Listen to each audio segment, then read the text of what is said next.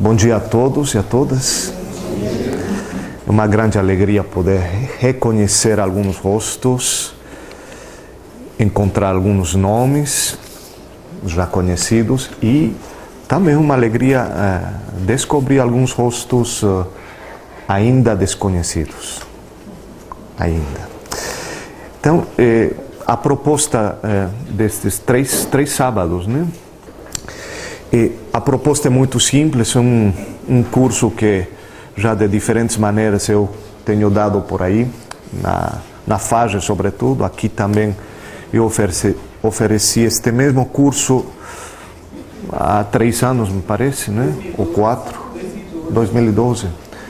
Então, com alguns elementos modificados, evidentemente, eu gostaria de oferecer para vocês estes elementos de discernimento. É muito específico porque se trata do discernimento inaciano. Então, eu não vou falar do discernimento em geral, mas eu vou tentar me focar todas as falas, sobretudo no discernimento inaciano. Então, tem uma especificidade e eu começo pedindo desculpas por não oferecer um curso mais amplo, porque eu acho que seria muito mais longo, né? Começar pelo discernimento mais em geral, mas fiz uma escolha, né? Só para sentir que o discernimento é uma graça e que, na verdade, não se trata apenas não se trata de um método, de técnicas e tudo isso. Gostaria de começar com esse texto do Benjamin González Buelta, que me parece que pode nos dar o tom para não entender outra coisa que não é. Nada para pedir-te. Hoje não tenho nada para pedir-te. Nem trago nenhuma queixa. Eu apenas busco um encontro, desde o infinito que pulsa em mim. Pobre de mim, se atasse tua resposta à minha pergunta tão medida, a meu lamento tão ferido. Pobre de mim, se já soubesse a resposta. Talvez só encontrasse para minha sede minha própria água, reciclada, o eco de meu monótono dizer-me, meu passado umedecido pelo suor ou pelo pranto. Te necessito mais além do que sei ou do que digo, de mim mesmo. Hoje descubro, já presente no amor com que me atrais, a paixão com que me buscas. Esta é uma oração do Benjamin, que é colocada no início de todo o exercício espiritual, no início de uma caminhada espiritual, para deixar constância que, no fundo, não se trata apenas de nosso esforço, mas que se trata de algo bem maior. Por isso que, na verdade, a oração cristã e todo o processo de discernimento deveria começar assim, né? Simplesmente, hoje eu não tenho nada para pedir-te.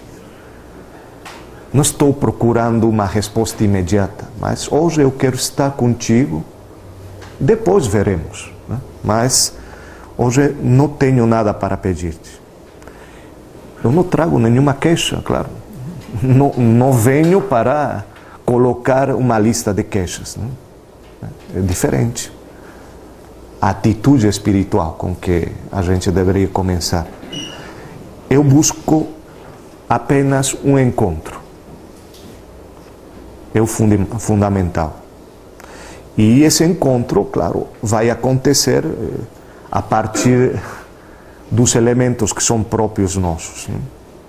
Bom, e continua o poema, a oração, nesse tom geral, né? Então me parece que é o básico para não confundir o discernimento, como às vezes se faz, como uma técnica bem elaborada pelos jesuítas ou por Santo Inácio de Loyola e que ela poderia ser usada fora daquele espírito de oração. Não teria sentido. Mas o discernimento, qualquer discernimento cristão, e, claro, concretamente o inaciano, só pode ser feito nesse contexto, senão não tem sentido. Bom, então, para começar, eu gostaria de sublinhar aquilo. O discernimento não são técnicas, não são táticas. O discernimento é mais uma atitude espiritual. É isso. Não são técnicas, não são métodos, mas é, sobretudo, uma atitude espiritual. E essa atitude espiritual, pensem bem, essa atitude espiritual, que é o discernimento, que começa, ao mesmo tempo é uma graça. O discernimento espiritual é uma atitude e ela é uma graça.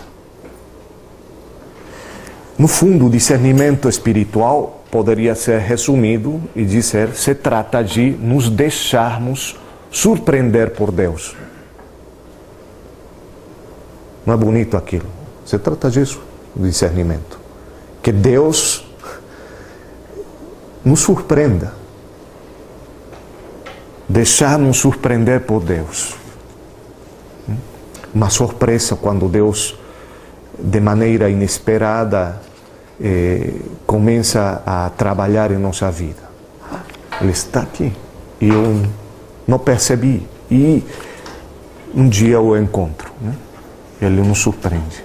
Mas quando a gente percebe que é uma surpresa que vem de Deus, Ele nos surpreendeu, aí pode ser que o discernimento comece a funcionar, né? E o discernimento inaciano está como, poderíamos dizer, incardinado, está colocado na simbologia do Evangelho de João. O discernimento inaciano, poderíamos dizer que usa basicamente as imagens que estão presentes no Evangelho de João. Por exemplo, as trevas e a luz, né? Esse contraste que existe no Evangelho de João, entre as trevas e a luz, está presente no discernimento inaciano. Porque as trevas é como a figura da desorientação interior, né?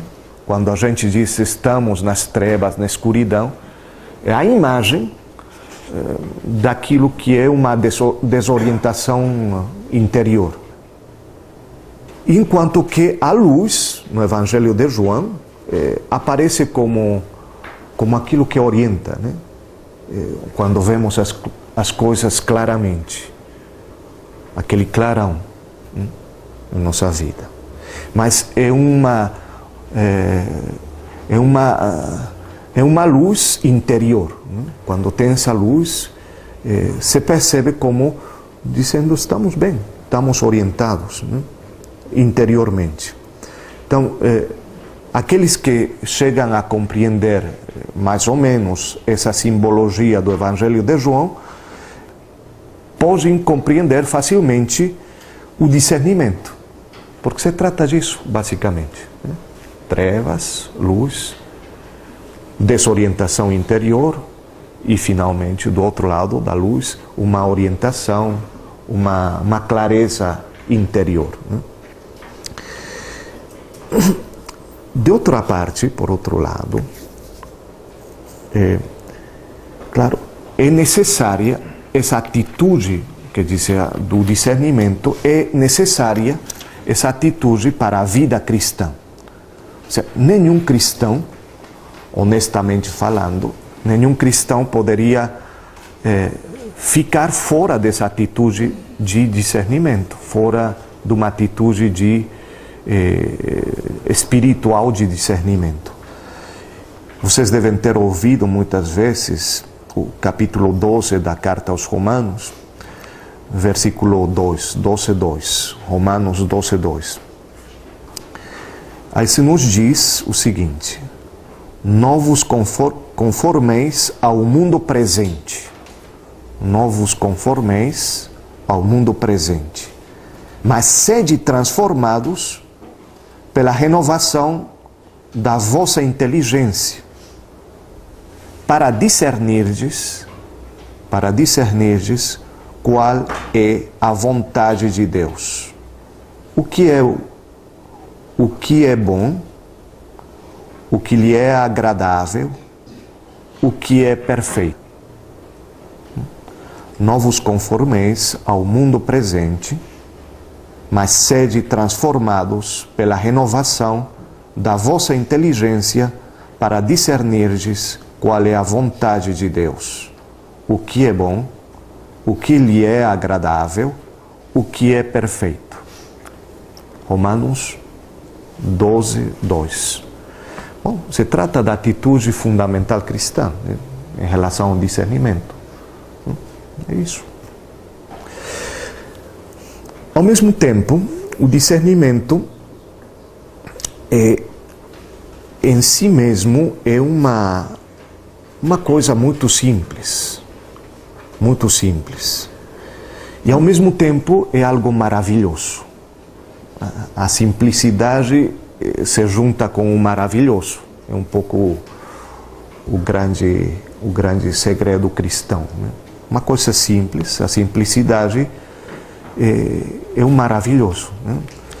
Então, talvez essa simplicidade do discernimento e o maravilhoso do discernimento possa ser comparado a um diamante. O diamante é algo muito simples, né? A composição de um diamante é carbono, né? É carbono puro que se cristaliza, né? Mas a fórmula do diamante é hiper simples, né?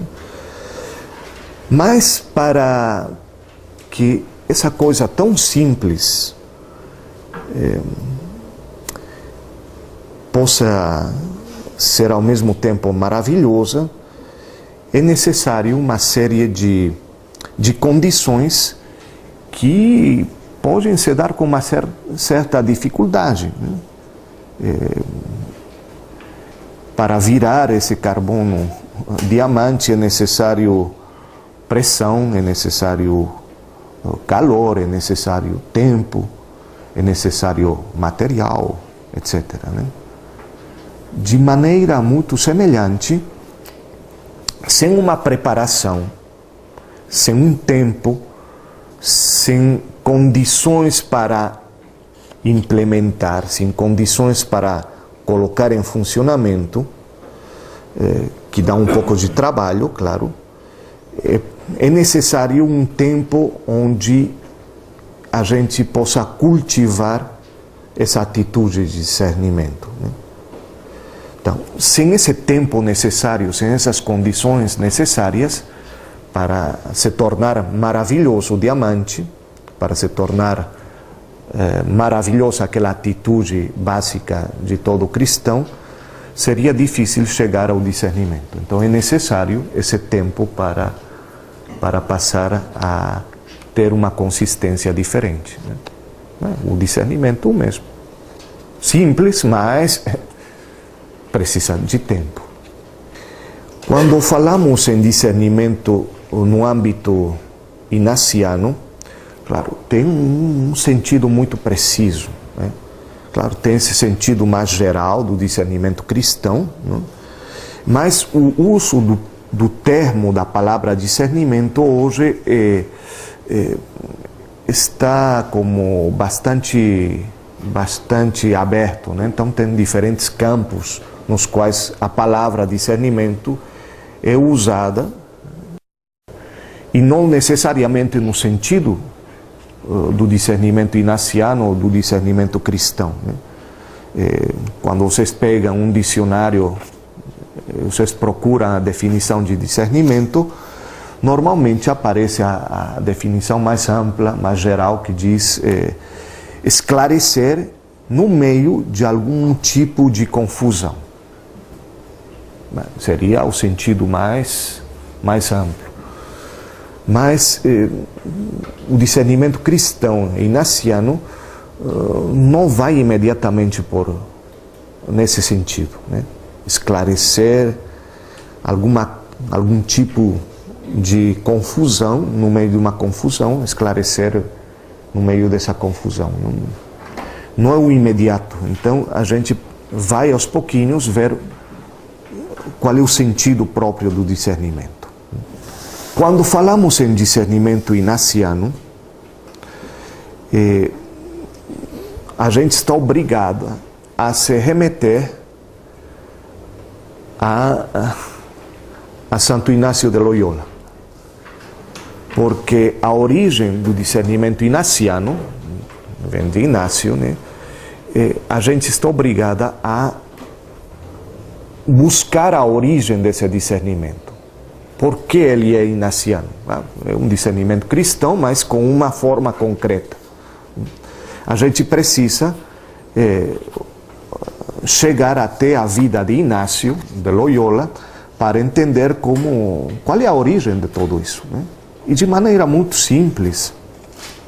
Seria bom lembrar, para os que já conhecem a vida de Santo Inácio, algum momento da sua vida, e também para aqueles que não conhecem possam ter ouvido alguma vez, né? Inácio, depois daquela famosa batalha em Pamplona, né, ter a perna ferida, né, por uma bala, por um projetil de canhão, né, ele vai ter uma recuperação depois de uma cirurgia um pouco complicada, né, na casa paterna, né, em Loyola. E enquanto que ele estava no leito, né, em recuperação, né, por ordem dos médicos, né, ele gostava muito de ler romances, né, de cavalaria, mas como naquela casa era bastante piedosa, não tinha esse tipo de literatura. Então a cunhada parece que passou os livros que estavam na casa, né, e todos eram livros piedosos, Vida de Santos, a Vida de Jesus, tem vários, né? E ele começou lendo esses livros e aconteceu algo impressionante que vai modificar a vida de Inácio, né?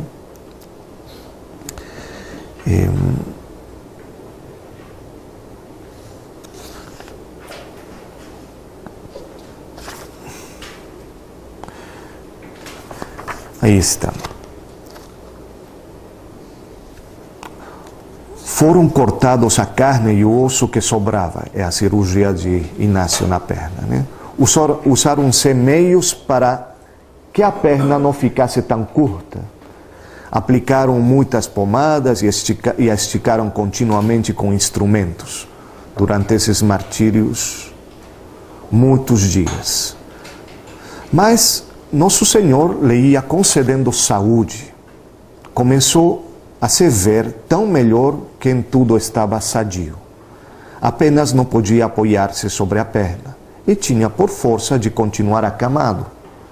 Como gostava muito de ler livros mundanos e falsos, chamados romances de cavalaria, sentindo-se bem, pediu que lhe arranjassem alguns para passar o tempo.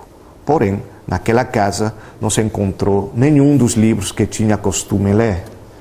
Deram-lhe então uma vida de Cristo e um livro da vida dos santos, em castelhano, uma tradução. Lendo muitas vezes e afeiçoando-se ao que ali estava escrito, mas interrompendo a leitura, algumas vezes ficava pensando no que tinha lido. Outras vezes começava a pensar em assuntos do mundo, dos quais antes costumava se ocupar.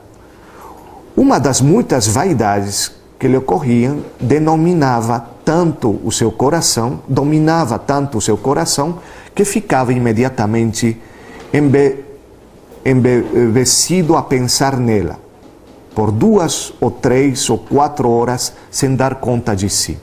Imaginava o que ia realizar a serviço de uma nobre dama, os meios que empregaria para poder ir à terra onde ela estava, os versos que faria, as palavras que lhe diria, os feitos de armas que executaria em seu serviço.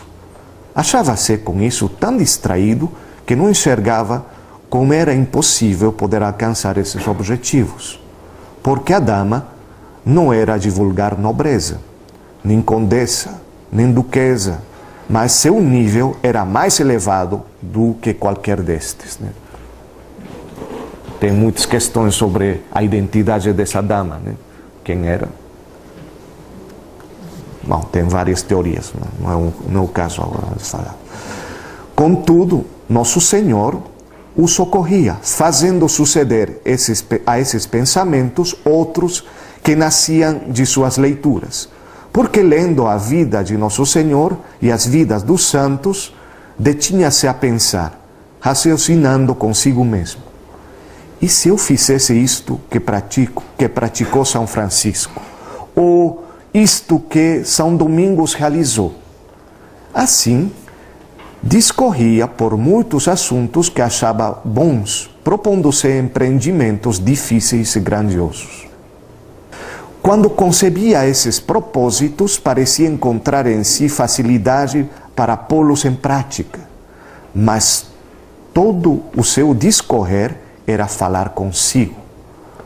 São Francisco praticou isto, eu tenho de fazer também. E essas ideias o ocupavam igualmente por longas horas, até que se intrometiam outros assuntos e voltavam aos do mundo, como antes explicou, e neles parava bom tempo.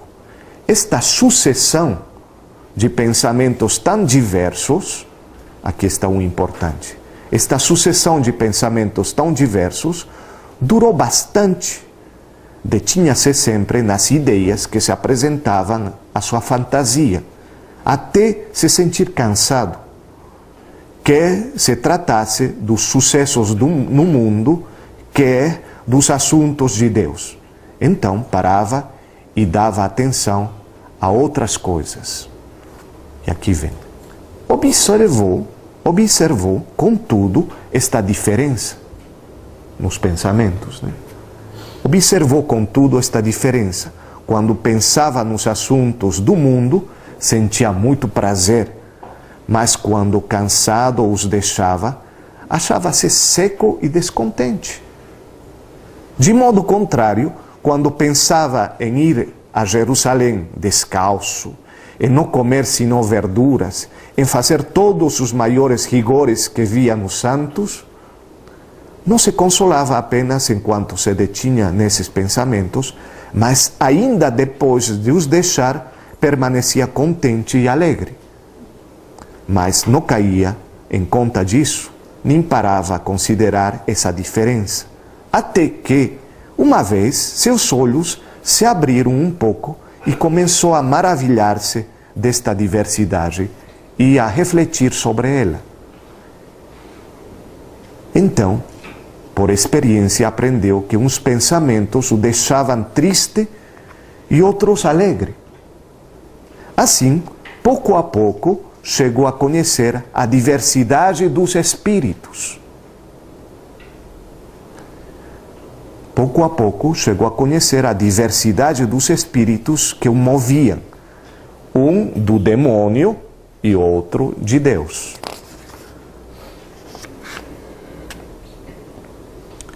Bom, aí ele, poderíamos continuar, mas é suficiente com isso. Aí ele começa esse itinerário interior, veja. Ele vai ser chamado peregrino, porque começará a caminhar, chegará em Jerusalém, voltará, um peregrino, né? Conhecido como peregrino.